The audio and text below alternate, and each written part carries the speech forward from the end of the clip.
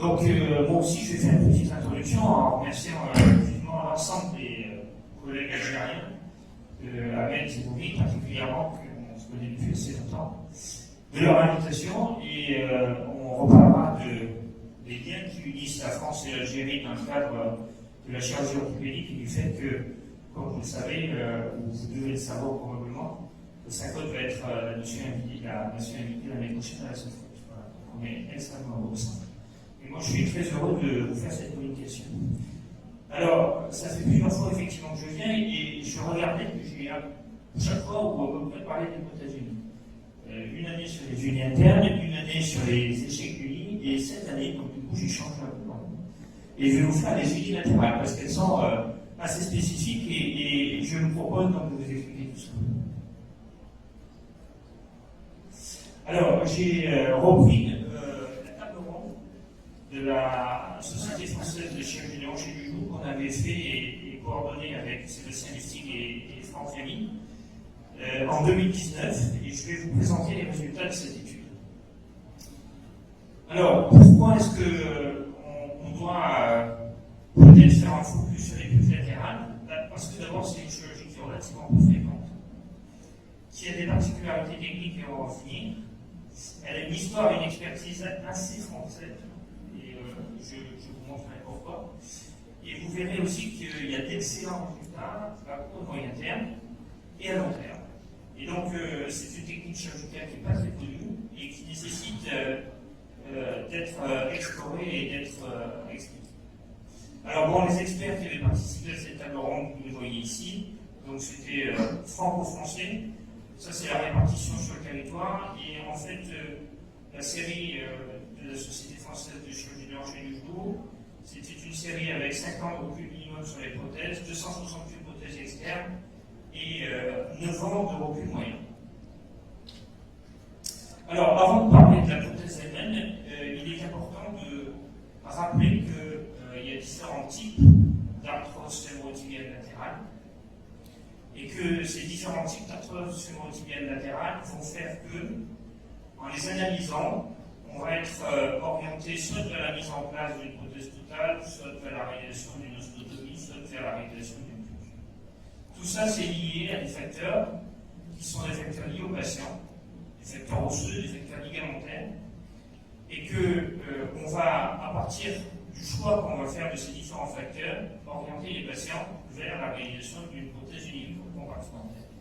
Alors, si on reprend les classiques, les classiques du terrain notamment, il y a des classiques qui sont liés à l'âge, il y a des classiques qui sont liés au poids et au niveau d'activité, et en gros, l'indication idéale d'une prothèse unicompartimentaire d'une façon générale et latérale plus particulière, c'est d'avoir des patients qui soient plutôt âgés, avec un âge supérieur à 70 ans, avec un poids qui ne soit pas trop important, même si certaines études ont montré que finalement le facteur poids n'est pas aussi défavorable que cela. Et puis que ce soit des patients à activité modérée. Cartier, Philippe Cartier, qui a beaucoup évidemment travaillé sur la prothèse unie, disait que la prothèse unicompartimentaire, c'est la ménisectomie externe du vieillard. Alors, c'était forcément un peu provocateur, parce que Philippe Cartier, ceux qui le connaissent, savent qu'il était provocateur dans ses propos, mais ça quand même pose bien le cadre du propos. Ensuite, dans les classiques, pour une prothèse unique, il y a les facteurs osseux. Et vous savez qu'une prothèse unicompartimentaire, ça vient caler un espace, l'espace qui est essentiellement lié à l'usure. Et donc, en fait, on vient mettre une canne qui est liée à l'usure évolutive avec le temps. Donc, quand on a des déformations intra-articulaires, c'est une excellente indication de prothèse unie. Et à contrario, bien entendu, quand on a des déformations extra-articulaires, ça n'est pas une bonne indication. Une autre notion bien classique, c'est le statut ligamentaire. Vous savez que dans la prothèse unie, on ne fait pas de geste de libération. Et on doit avoir un statut ligamentaire correct, c'est-à-dire qu'on doit avoir une bonne qualité des ligaments périphériques et surtout une bonne intégrité du pivot central. Même si, comme l'orateur précédent, il l'a dit, on peut avoir de temps en temps des dégénérescences du ligament. Et en tout cas, il faut éviter le mouvement antéro-postérieur du tibia sous-fémur qui crée ce qu'on appelle un effet rocongère et qui aboutit presque systématiquement à des décès précoces. Donc, faut avoir la notion de prothèse unie avec un ligament transantérieur simple. Alors, ensuite, une fois qu'on a dit ça, il faut savoir aussi que dans le genou valgum, qui est évidemment une déformation supérieure à 180 degrés, eh bien, il y a plein de genoux valgum différents. Et parler de prothèse unie dans un genou valgum, ça n'a pas de sens. C'est-à-dire qu'il faut comprendre la déformation. Il faut savoir où se situe la déformation pour bien analyser les choses. Alors, vous le savez, mais ça c'est un grand classique, c'est que le genou valgum, le plus souvent, est d'origine fémorale. Et lorsqu'il est d'origine fémorale, lorsqu'il est constitutionnel d'origine fémorale, eh bien, en principe, il est lié à une hypoplasie du condyle latéral. Donc, l'hypoplasie du condyle latéral, c'est ce que vous voyez là. Hein. C'est un petit condyle qui est mal développé dans le sens milieu latéral et encore postérieur. Et vous voyez, alors c'est pas une prothèse unique, bien sûr, mais c'est une prothèse totale. Vous voyez cet espace qu'il y a entre le kit de bout de la prothèse totale et le condyle latéral, qui montre que le condyle latéral est tout petit et qui ne s'est pas développé. Et dans ces cas-là, la déformation elle est articulaire, et comme la déformation est articulaire, eh bien, c'est une bonne indication. Donc, les hypoplasies du condyle latéral sont une bonne indication de prothèse unicompartimentale. Et quand on fait une prothèse unicompartimentaire sur une hypoplasie du condyle latéral, qu'est-ce qu'on fait? Eh bien, on reconstruit le condyle hypoplasique. Et ça c'est une notion importante sur laquelle je reviendrai après. C'est que vous savez qu'il existe deux types de prothèses, hein, des prothèses dites de resurfaçage et des prothèses dites à coupe. Et que s'il y a une indication dans laquelle on peut mettre une prothèse de resurfaçage, c'est bien celle-là. Pourquoi? Parce qu'on ne va pas toucher au condyle, quasiment pas, et on vient mettre en hyperstructure le condyle de la prothèse qui, en fait, compense cette perte de hauteur. Alors, à contrario, quand on a des déformations d'origine tibiale, qui sont souvent liées à des déformations avec un tibia en S et qui sont extra-articulaires, ben là, ce n'est pas une bonne indication plus. Et on est plutôt dans le cadre, un peu comme dans l'arthrose interne, d'ostéotomie. Et enfin, il y a une troisième forme d'arthrose latérale, qui sont les formes dites acquises. Et dans les formes acquises, eh bien là, ça c'est simple, hein, ça reprend ce qu'on vient de dire. C'est soit la déformation est extra-articulaire, et à ce moment-là, on est plus sur une PTG ou sur une PTB, soit une déformation articulaire, par exemple, fracture du plateau tibial, renforcement du condyle externe, et à ce moment-là, c'est une bonne indication de mise en place d'une prothèse unique. Donc, maintenant qu'on a bien cerné les indications, il y a des particularités techniques à la mise en place de ces prothèses unies et de ces prothèses unies latérales. Alors, il y a des choses qui sont identiques pour les prothèses latérales et pour les prothèses médiales. C'est que le principe de pelle articulaire est identique, c'est-à-dire qu'on corrige l'usure, on pose la prothèse dans l'enveloppe, c'est-à-dire qu'on n'effectue pas de chirurgie ligamentaire et pas de libération. On restaure l'état articulaire avant l'arthrose, ça veut dire aussi qu'on garde une hypocorrection, et donc on garde une déformation du membre inférieur. Et vous le verrez dans les résultats, en l'occurrence pour les prothèses latérales, eh bien on garde un petit valgus. Donc on fait une correction partielle de la déformation. Donc en fait le principe c'est de restaurer l'anatomie avant le jeu. Alors il y a quand même des particularités maintenant qui sont liées à la prothèse latérale, mais on va les énumérer et les voir les unes après les autres. C'est que on a une usure qui est majoritairement fémorale, comme on l'a vu tout à l'heure.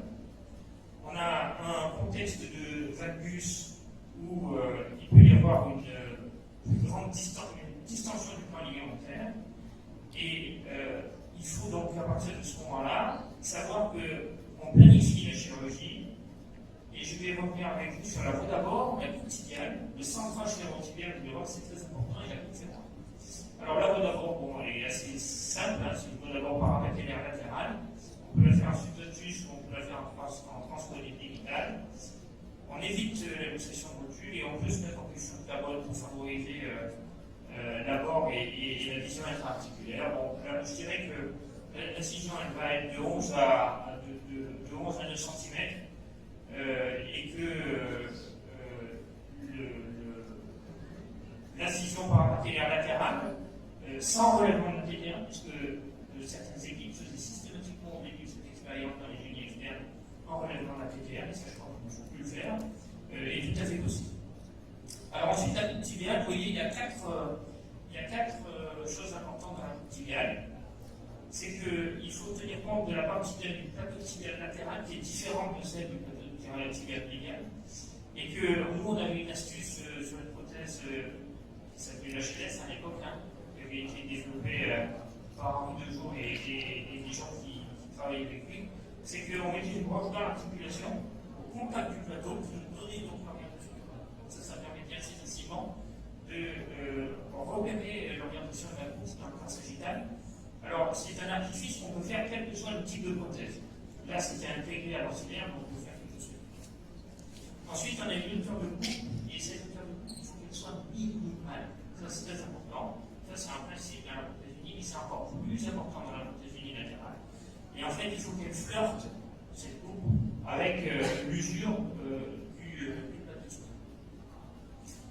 Ensuite, il y a la coupe sagittale, c'est-à-dire qu'en fait, dans l'orientation du plateau tibial latéral, c'est qu'il faut donner une légère rotation interne de l'ordre de 15 degrés environ par rapport à l'axe antéro-postérieur. Ce qui permet de mieux positionner le plateau tibial et d'éviter, on le verra tout à l'heure, le phénomène de carossage. Et puis, il y a la coupe horizontale qui doit être légèrement horizontale et en bas et en dehors, c'est-à-dire en fait qu'il faut garder les petits 3 degrés de valgus au niveau du plateau de façon à ne pas créer l'hyperconnexion. Donc ça, c'était pour la coupe tibiale. En ce qui concerne le centrage fémoro-tibial, vous rappelez qu'il y a un mouvement de vissage de la flexion à l'extension et que le risque, c'est que le mauvais positionnement des deux implants aboutisse à un phénomène de carrossage. Le carrossage, c'est le fait que dans une position donnée, vous avez un bon contact fémoro-tibial et que dès qu'on passe en flexion, eh bien, le composé fémoral se met sur la canne et vient appuyer très fort et de façon totalement asymétrique sur le collier tibial.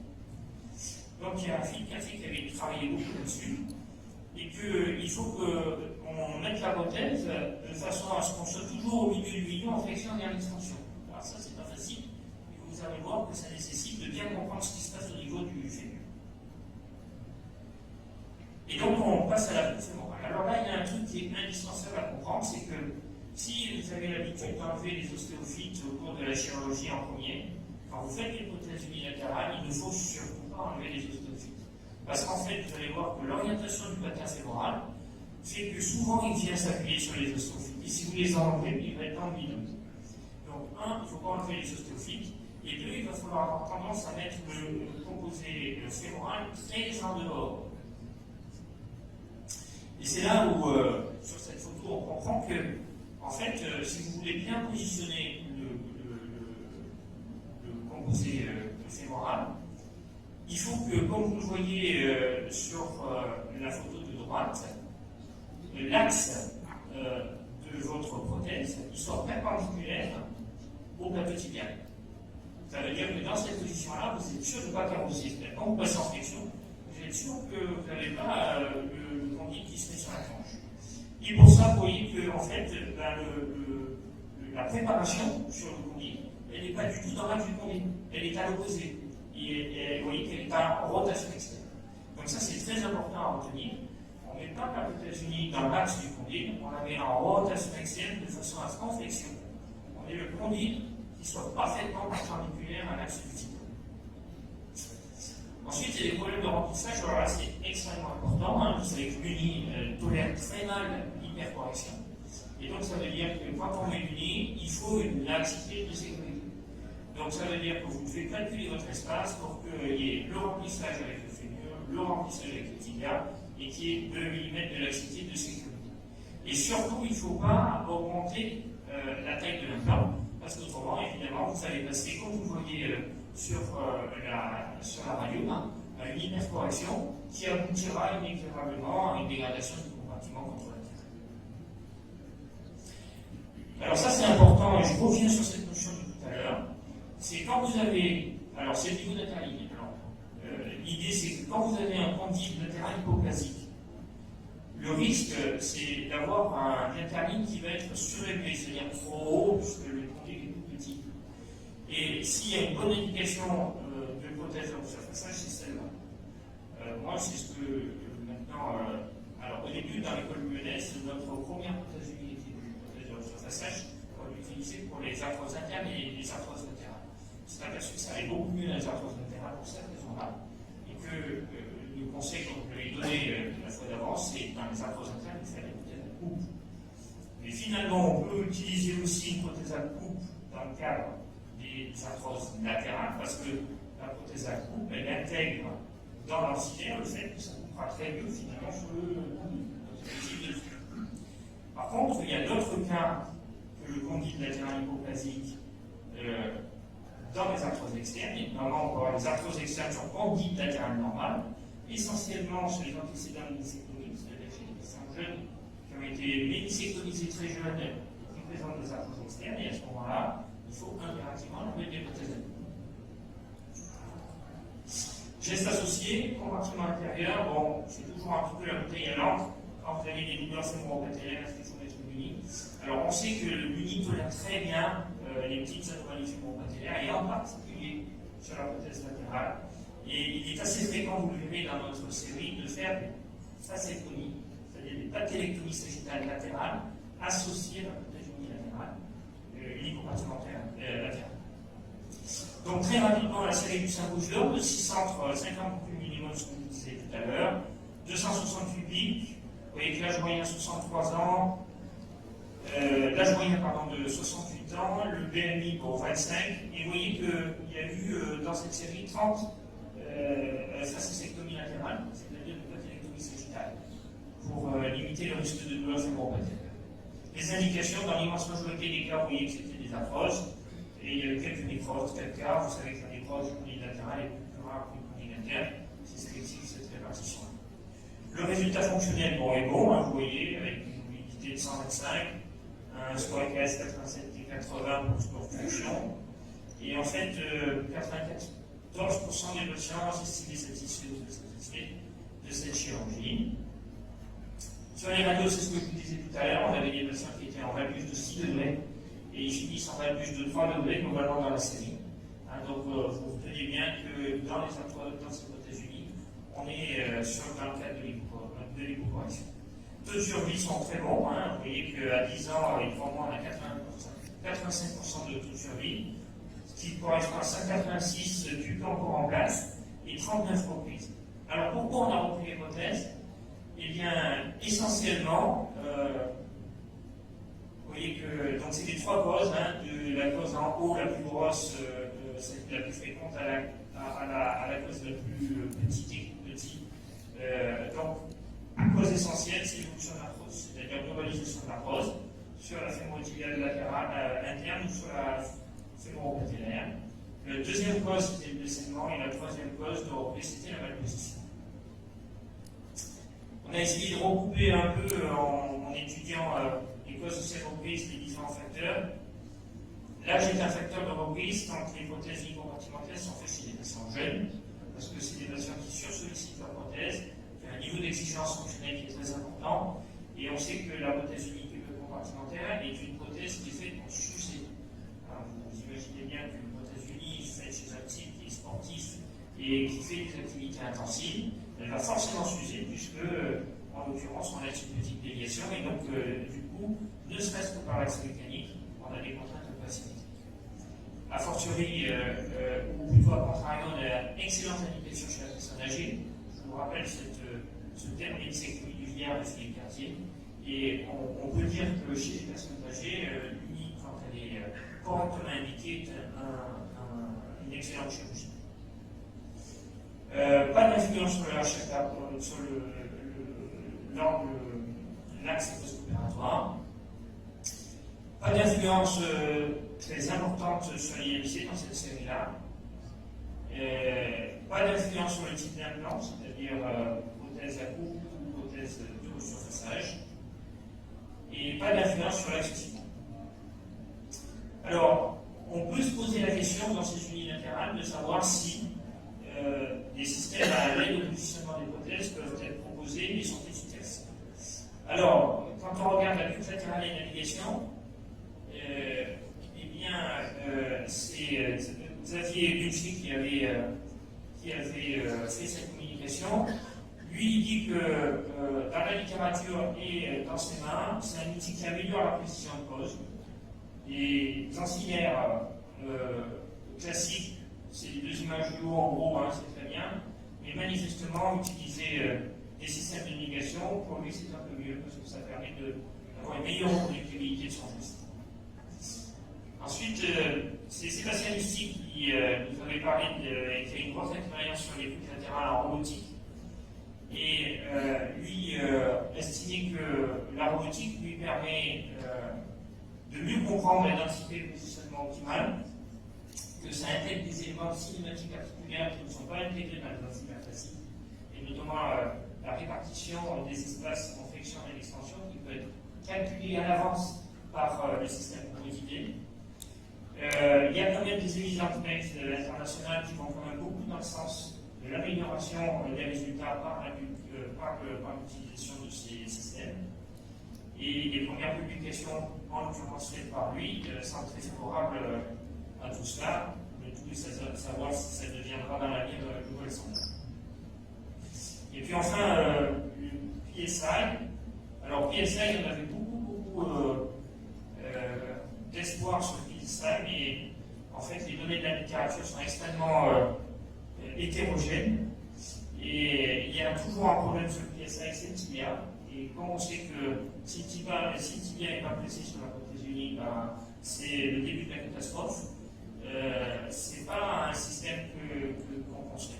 Parce que aussi bien sur les prothèses totales que les prothèses uniques, le PSI pêche un peu au niveau du tibia et en particulier au niveau du sang positionnement.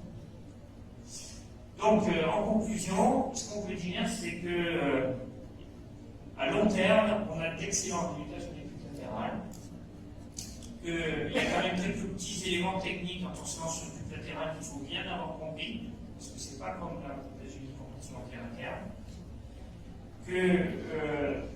Parmi les choses qu'il faut comprendre, c'est qu'il y a une importance très importante de l'interligne, du bon positionnement des implants et en particulier au niveau fémoral. Que pour ça, on peut s'aider, ou en tout cas, il faut être assez ouvert sur les systèmes d'aide de positionnement.